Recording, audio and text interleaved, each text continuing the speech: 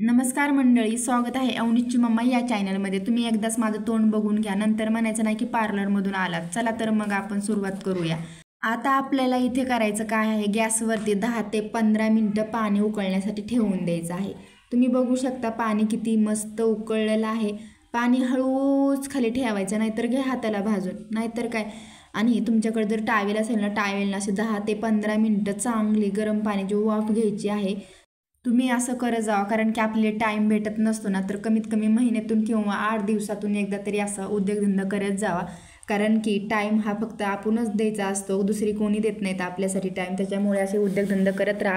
तर त्या पीलच्या साह्याने हळूच आपल्याला चेहऱ्यावरची घाण नाही का रिमूव्ह करून घ्यायची आहे। हलक्या हाताने रिमूव्ह करून घ्या, नाहीतर घ्या खरडू म्हणजे चेहऱ्याच्या वरचं साल बी काढून घ्या।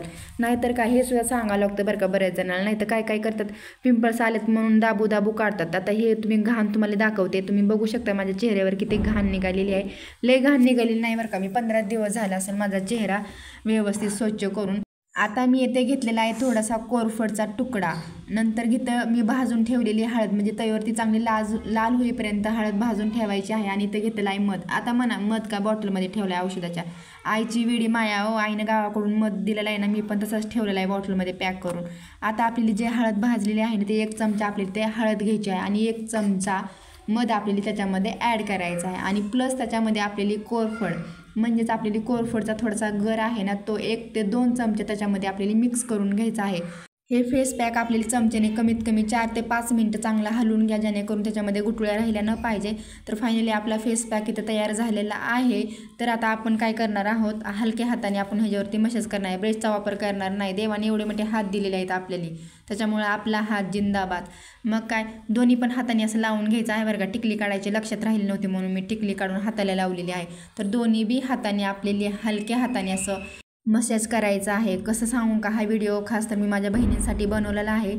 बऱ्याच स्त्रियांना पार्लरला जाण्यासाठी टाईम भेटत नाही, त्याच्यामुळे ना घरीच तुम्ही असं फेस पॅक बनवून चेहऱ्याला लावत जावा। कमीत कमी 3ऱ्या आणि 4थ्या दिवशी तुम्ही रिझल्ट बघू शकतात, कारण की इतका मस्त ग्लो येतोय ना। तुम्ही आत्ताच तुम्हाला शेवट मी दाखवलं की माझ्या चेहऱ्याला मी आता फेस पॅक 10 ते 15 मिनिटं असं लावून ठेवणार आहे। तुम्ही 10 ते 15 मिनिटांनी तुम्ही रिझल्ट बघू शकतात, कारण की मी इथे कुठलाही फिल्टर वापरणार नाही।